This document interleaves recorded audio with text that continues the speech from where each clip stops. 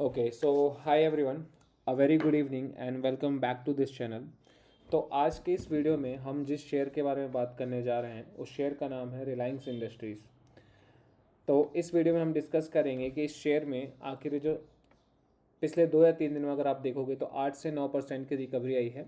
उस रिकवरी का major reason क्या है, क्या उसके पीछे न्यूज़ हैं, क्या कारण है, उन सब चीज़ों के बारे में, और क्या यह बाय ऑन द डिप का मौका है।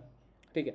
तो आज हम रिलायंस इंडस्ट्री में बात करेंगे उसके फंडामेंटल्स के बारे में, उसके टेक्निकल्स के बारे में, क्या वो न्यूज़ है जिसकी वजह से रिलायंस में 8 या 9% की जो अभी रिकवरी देखने को मिली है, और जो ब्रोकरेज हाउसेस ने अभी रिलायंस के लिए टारगेट्स दिए हैं आने वाले समय के लिए, उसके बारे में हम अच्छे से डिस्कस करेंगे। किसी भी कंपनी को जानने से पहले हमें उसके बिज़नेस के बारे में जानना बहुत ज़्यादा ज़रूरी है।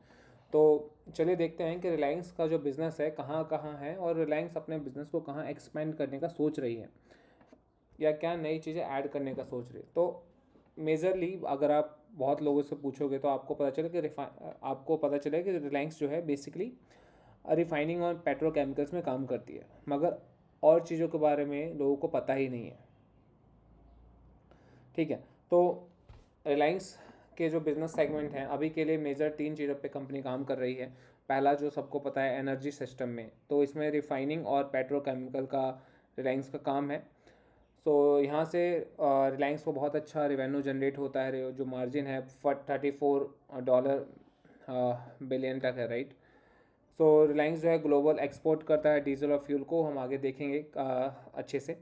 दूसरे जो रिलायंस का मेजर बिजनेस है वो है डिजिटल सर्विस, जो जियो का है। बेसिकली जो आप हॉटस्टार ये सब देखते हो, राइट, टेलीकॉम या डिजिटल से हॉटस्टार, जियो हॉटस्टार पे आप क्रिकेट मैच ये सब देखते हो, उन सब चीज़ों में रिलायंस अपने आप को एक्सपेंड कर रही है। थर्ड जो बिजनेस है रिलायंस रिटेल है, जिसमें Reliance FMCG product, grocery product, fashion, electronic, ये सारी चीज़ें प्रोडक्ट्स पे रिलायंस ने काम किया है वहाँ पे। और जो नया बिजनेस जहाँ रिलायंस एक्सपेंड कर रही है वो है ग्रीन एनर्जी का और हाइड्रोजन का बिजनेस। तो ये रिलायंस के मेजर 4 जो है बिजनेस सेगमेंट हैं।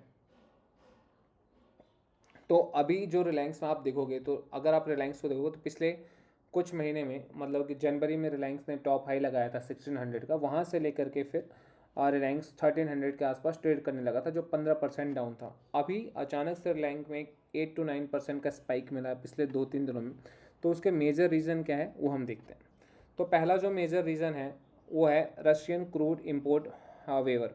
इसका मतलब क्या है? इसका मतलब ये है कि यूएस ट्रेजरी ने, जो पहले यूएस ने क्या बोला था कि इंडिया को रशिया से क्रूड ऑयल को इम्पोर्ट नहीं करना है, मगर ड्यू टू सम रीजन अभी यूएस ने बोला है कि इंडिया टेम्पररी कुछ समय तक रशियन क्रूड ऑयल इम्पोर्ट कर सकती है। तो इसका डायरेक्ट जो बेनिफिट है वो रिलायंस को मिलेगा। रिलायंस को कैसे मिलेगा? अब रिलायंस चीपर रेट पे क्रूड ऑयल को परचेज कर लेगा और उससे उसके मार्जिन को इम्प्रूव हो जाएगी। एक पहला रीज़न था। दूसरा जो रीज़न है, जो डीजल का जो मार्जिन है उसमें काफ़ी उछाल देखने को मिला है। What is the meaning of this? इसका मतलब ये है कि अगर आप देखोगे अभी जो हमारा इसराइल, ईरान और यूएसए में जो वॉर का जो खेल चल रहा है, राइट, तो उसकी वजह से डीजल का जो प्राइस है $20 से लेकर बढ़ के $35 से $42 तक पहुंच गया।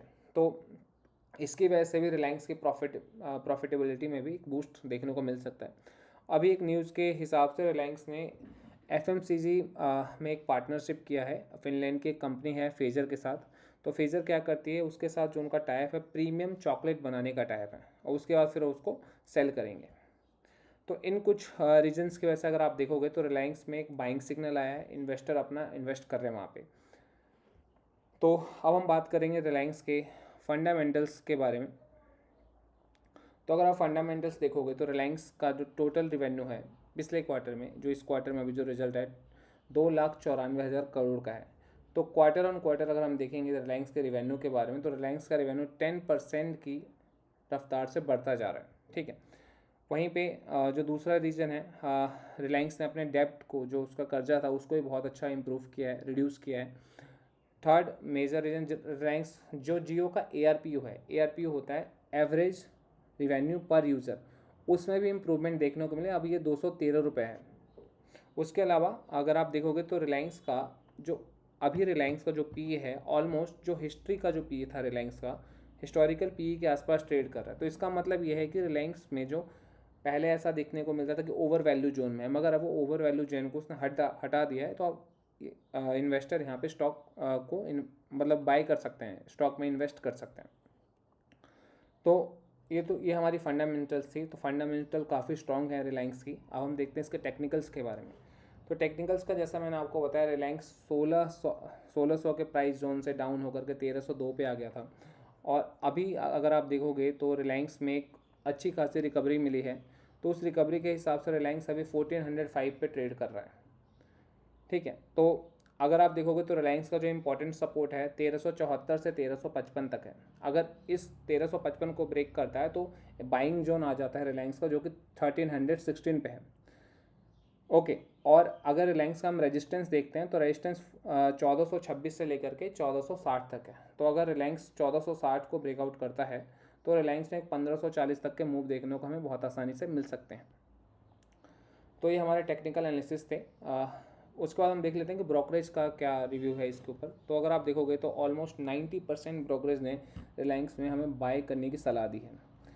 ठीक है, तो जेएम फाइनेंशियल ने बोला है कि रिलायंस का जो टारगेट है इस करंट वैल्यू से 1730 तक जा सकता है। उसके जो मेजर जो हमने डिस्कस किए हैं कि डीजल का जो प्राइस है, जियो अपना एवरेज रेवेन्यू पर यूज़र को इम्प्रूव कर रहा है और रिटेल में रिलायंस ने एक्सपेंशन करने शुरू कर दिए हैं।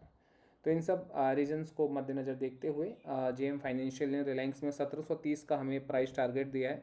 वहीं पे जो दूसरे ब्रोकरेज हैं आईसीआईसीआई, मोतीलाल ओसवाल, इन्होंने भी रिलायंस में पॉजिटिव बाय करने के संकेत दिए हैं। तो एक स्ट्रॉन्ग बाय करने का क्या कहते हैं सजेशन मिल रहा है जो भी हमारे ब्रोकरेज हाउसेस हैं लॉन्ग टर्म में। पर अगर आप एक चीज़ देखोगे तो कुछ जो भी बिज़नेस होता है उस बिज़नेस में फ़ायदे के साथ साथ रिस्क भी होते हैं, राइट। तो अगर हम देखते हैं इनके रिस्क क्या हैं, तो जो पहला चीज़ है कि रिटेल मार्जिन प्रेशर। तो इस चीज़ को समझने से पहले हम समझते हैं कि रिलायंस जो है रिटेल में एक्सपेंशन कर रहा है, राइट। तो वहाँ पर अगर आप देखो पहले से ही बहुत लार्जर प्लेयर हैं, जैसे कि हिंदुस्तान यूनिलीवर है, एचयूएल है, मारिको है, उसके अलावा ब्रिटानिया मारिको है, कि सेम ब्रिटानिया है, मारिको है, राइट। और तो एफएमसीजी सेक्टर में पहले से ही बड़े प्लेयर हैं, तो वहाँ पर रिलायंस को थोड़ा सा मार्जिन्स पे खेलना पड़ेगा। उसके अलावा जो रिलायंस का जो जियो का जो आईपीओ है, हम सुन रहे थे आईपीओ रिलायंस जियो का आईपीओ आ रहा है, पर वो भी अगर देखोगे तो आईपीओ में बहुत देरी हो रही है, तो उसकी वजह से भी थोड़ा सा नेगेटिव न्यूज़ बनता है। और जियो पॉलिटिकल टेंशन के आगे चल के जो भी शिपिंग राउट्स जो है उसमें कुछ इशू आता है ईरान इजराइल यूएस के वॉर में, अगर उसको बंद कर दें तो रिलायंस के O2C बिजनेस पे, जो कि पेट्रोलियम ये सब का बिजनेस है जो हमने डिस्कस किया था, रिलायंस का जो एनर्जी बिजनेस है उस पर थोड़ा सा प्रेशर देखने को मिल सकता है। तो ये कुछ हैं जो नेगेटिव साइड है। अब आगे हम बात कर लेते हैं कि रिलायंस पे नज़रिया क्या है। तो अगर आप देखोगे शॉर्ट टर्म में जितने भी ब्रोकरेज हाउसेस हैं उन्होंने एक अच्छा खासा बाइंग करने का हमें अपॉर्चुनिटी दिया है। उन्होंने बोला बाई कर सकते हैं, 1350 एक स्ट्रॉन्ग सपोर्ट है, और अगर उसको ब्रेक करता है तो फिर 1316 जो है एक बाइंग जोन है, वहाँ पे हम इन्वेस्ट कर सकते हैं। 1427 1460 तक लेकर ये जो एक ब्रेकआउट जोन है, यहाँ से अगर आगे निकल जाता है तो जो हमारा टेक्निकली टारगेट है 1540 तक जाता है। और लॉन्ग टर्म में एक रिलायंस एक अच्छा पोर्टफोलियो है, ब्लू चिप कंपनी है, तो पोर्टफोलियो में रख सकते हैं आप। बाकी जो भी आपकी बाय और सेल खरीद है वो अपने फाइनेंशियल एडवाइज़र से पूछ के ही करें। मैं कोई भी सेबी रजिस्टर नहीं हूँ, तो मेरी बात को लेते हुए आप किसी भी स्टॉक को खरीद या बेच ना करें, ठीक है। Thank you so much. हरे कृष्णा। अगर आपको चीज़ अच्छी लगी, वीडियो अच्छी लगे, तो आप प्लीज़ सब्सक्राइब कर लेना, लाइक कर सकते हैं, और आप कमेंट में अपना व्यू बता सकते हैं कि रिलायंस में 1700 तक की रैली आ सकती है या नहीं आएगी, रिलायंस और नीचे जाएगा, या फिर कितना समय लग सकता है। So I'm wrapping up guys. Thank you so much. Have a great day. Hare Krishna.